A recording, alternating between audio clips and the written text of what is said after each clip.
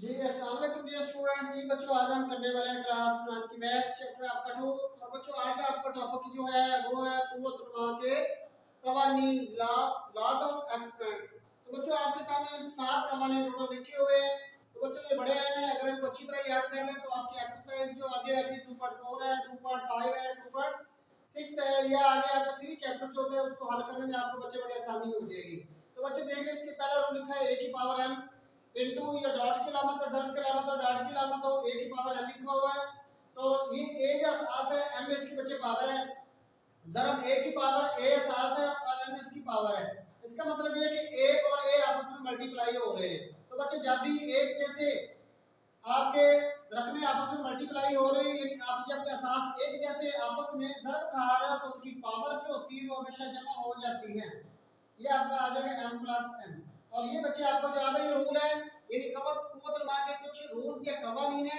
तो बच्चों आपने इसको अच्छी तरह देख लिया कि जब भी एक जैसे असास आपस में ज़र्ब खा रहे हो, मल्टीप्लाई हो रहे हो, तो उनकी पावर जो होती है वो जमा हो जाती है। और ये एक दफा लिखा जाता है असास को, 2 दफा हो, 3 दफा हो, 4 दफा आपस में मल्टीप्लाई हो रहे हो, लेकिन आपने क्या करना है, उसको एक दफा लेकर उनकी पावर को जमा कर देना है। मिसाल के तौर पर इसी आपके इस तरह पूछे जा सकते हैं, आपके 3 है, 3 है, 3 है, और इसकी पावर जो ऊपर लिखी हुई है, इसके बाद लिखी है, इसके 2 है, इसके 3 है, और इसकी पावर 1 लिखी हुई है। तो बच्चों एक जैसे सास आपस में देखे 3 3 3 आपस में मल्टीप्लाई हो रहे, तो आपने 3 को एक दफा लिखना है, इनकी पावर्स को आपने जमा कर देना है। तो बच्चे इस तरह आपने इसको हल करना है। इसमें अक्सर स्टूडेंट की गलती देखिए, तो बच्चे वो ताकत को याद रख लें, आपने हमेशा छोटा लिखना है कुव्वत को, और असास को आपने हमेशा बड़ा लिखना है। अक्सर स्टूडेंट जो होते हैं इसको असास को भी बड़ा लिख देते हैं या इसको छोटा लिख देते हैं, और कुव्वत इसके साथ इस तरह करके लिख देते हैं। बच्चों आपका ये वाला गलत हो जाना है। असास को आपने बड़ा करके लिखना है, इसके ऊपर कुव्वत आपने लिखना होता है। जी बच्चों हम इसके चलते दूसरे रूल की तरफ, a की पावर m लिखी हुई है, उसकी होल पावर यानी ब्रैकेट लगाकर उसकी पावर n लिखी गई है। तो जब बच्चे जब भी होल पावर लिखी गई हो या ब्रैकेट लिखी गई हो, तो ताकतों को आपने आपस में मल्टीप्लाई कर देना है। यानी वो ताकत जो असास के ऊपर है और वो ताकत जो ब्रैकेट के बाद लिखी गई है, जिसको होल पावर कहते हैं, वो आपस में मल्टीप्लाई हो जाएगी। तो बच्चे a की पावर आपकी बन जाएगी mn, और ये बच्चे इसका हल है। अब बच्चे देखिए तीसरा लिखा है ए भी लिखा है, ब्रैकेट का आपको उसके ऊपर लिखा है। इसका मतलब ये कि दो रकमें आपस में मल्टीप्लाई हो रही है और उनकी होल पावर जो लिखी हुई है, यानी इसकी मुकम्मल पावर या ताकत जो थी वो आपकी यहाँ लिखी हुई है। तो बच्चे जब भी आपके पास 2 3 4 रकमें आपस में मल्टीप्लाई हो रही है और उनके ऊपर ब्रैकेट के ऊपर ये होल पावर जो लिखी होती है, वो दरअसल हर रकम की पावर होती है। तो ये a की पावर भी n हो जाएगी इनटू ये b की पावर भी n हो जाएगी। यानी ब्रैकेट के ऊपर बच्चे जो पावर लगी हुई है, ब्रैकेट के अंदर हर रकम की वो ताकत बन जाती है। जी बच्चे चौथे रूल की तरफ देखिए, a बटा b, और ऊपर असास आपको जो n लिखा हुआ है, सॉरी इसकी पावर n लिखी हुई है। a बटा b आपकी बेस या असास है, और उसकी पावर होल पावर, देखिए मेरे ब्रैकेट के अंदर होल पावर लिखी हुई है, और आपके असास जो होंगे वो तकसीम हो रहे हैं। तो इस सूरत में भी ये n पावर जो होगी आपके हर असास की पावर a की पावर n, और बच्चे बटे में आपकी पावर हो जाएगी b की पावर भी n हो जाएगी। a और b आपके साथ थे और उनकी होल पावर n लिखी हुई थी।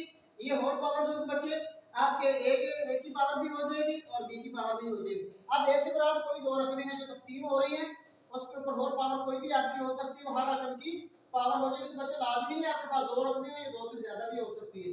इसके बाद a आपका सास है और उसके ऊपर पावर देकर बच्चों एक जीरो लिखी हुई है।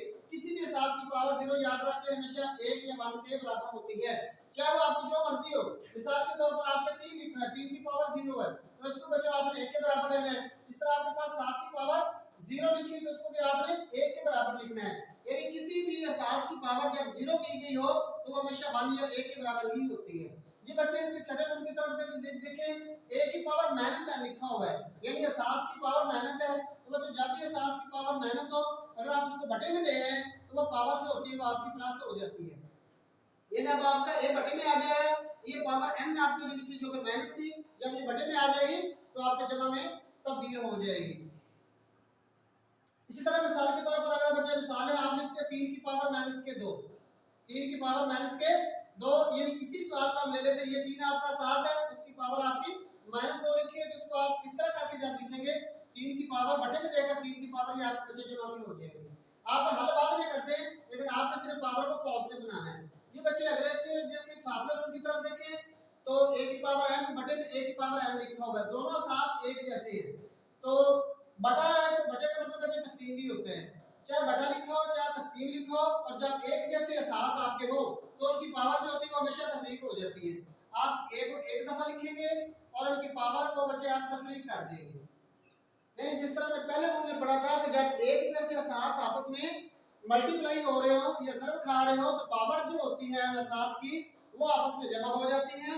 इसी तरह जब एक जैसे असास आपस में तकसीम हो रहे हो तो बच्चे इन असास की पावर जो होती है वो हमेशा माइनस हो जाती है, तफरीक हो जाती है, और आपने असास को हमेशा एक दफा ही लिखना होता है। जी अस्सलाम वालेकुम व रहमतुल्लाहि व बरकातहू।